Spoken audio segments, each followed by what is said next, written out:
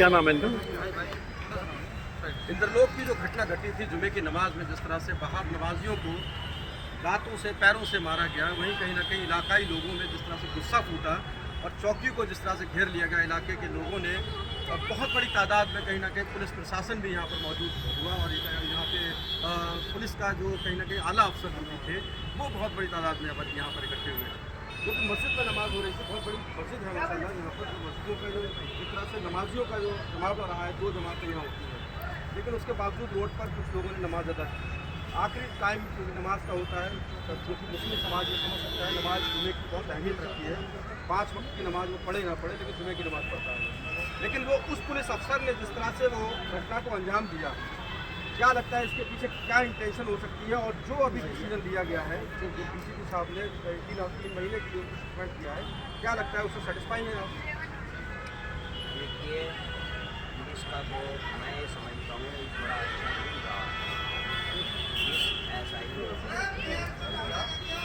ये हरकत की है वो नाकाबिले शिफा है और ऐसे हरकतें नहीं होनी चाहिए।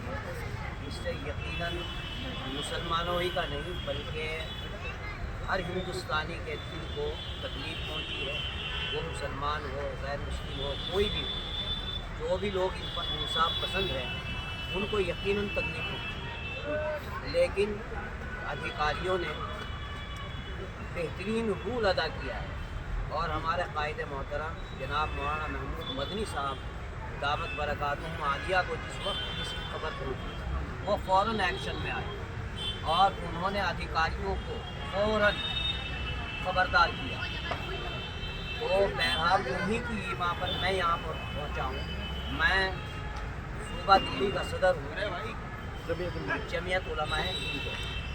तो बहरहाल मैं यहाँ के हालात को देख कर के और यहाँ के प्रशासन के जो इन्होंने कार्रवाई की है वो काबिल शताइश है, लेकिन 3 महीने के लिए नहीं बल्कि वो नौकरी से ही ऐसे लोगों को निकाल देना चाहिए।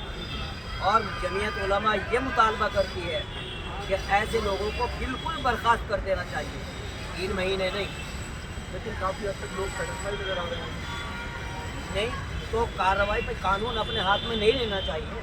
जमीयत उलमा इन लोगों के साथ मिल कर के इसके ऊपर काम करेगी और इंशाअल्लाह वो नौकरी से ही बर्खास्त कराए जाएंगे। सुना है कुछ लोगों को चोट की आई है, बाद में लाठीचार्ज हुआ। ऐसा तो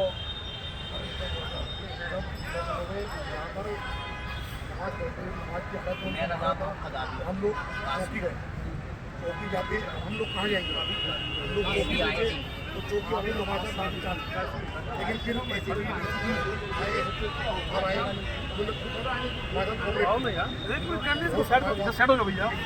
करने तो दीजिए, वॉइस वो दिन भर चलेगा। आईडी आएगा सर, कहाँ फ्रेम बनाऊंगा मैं, ये बताओ। लेकिन एक अफसोसनाक बात ये रही कि उस अफसर ने कहीं ना कहीं अपनी हिमाकत, जो कि बहुत बड़ी हिमाकत है, नमाज पढ़ते हुए सजदे में अगर कोई नमाज पढ़ रहा है तो कहीं ना कहीं ये बहुत तकलीफदेह बात है कि उसको पैरों से मारना। वो कहीं ना कहीं समझाने का एक जिम्मेदारी कमेटी को भी बोल सकते थे आकर के नमाज यहाँ बाहर नहीं होनी चाहिए, या जो भी मामला था कानूनी दायरे में रहकर अपनी बात समझाई। लेकिन ये कहीं ना कहीं समाज को, जो बहुत बड़ी तादाद में, क्योंकि वो वीडियो वायरल हुई, वीडियो देश के हर कोने कोने में पहुँची है। 1 घंटे के अंदर इस वीडियो का फैसला भी है और बहुत बड़ी एकदम बहुत तेजी से वायरल हुई है। लेकिन आप लोगों ने इस तरह से यहाँ का जो इस तरह से बहुत बड़ा हादसा बहुत बड़े हादसे को टालने की कोशिश की है कमेटी ने, और आप लोगों ने परिपक्व बताया। प्रशासन को क्या इसलिए आगे का सबक मिलेगा या ऐसे ही चलता रहेगा? नहीं, देखो हालात की तो बात ऐसी है, पुलिस वाले हैं बेचारे को भी हमने सीखी कोई ऐलान ऐसा नहीं, जैसे हर तरीके का इंसान होता है, इसने तो यकीनन शर्मनाक हरकत की है। लेकिन अल्हम्दुलिल्लाह मुसलमान सब कुछ हो सकता है, मैं समझता हूँ सब कुछ हो सकता है, लेकिन फसाद ही नहीं और कानून के दायरे से कभी बाहर नहीं जाता। बिल्कुल सच्चाई है। नमाज पढ़ते हुए सजदे की हालत में जिस तरह से ठोकरों से मारा गया उस बात को भी बर्दाश्त करने के लिए कमेटी ने अपना जी जान लगा दिया और यहाँ के जो नौजवान तबके को कहीं ना कहीं समझाने में ये लोग कामयाब रहे कि वो जैसे भी होगा हम देश की खातिर किसी भी तरह का माहौल बिगड़ने नहीं देंगे। अब आगे के लिए क्या हो सकता है?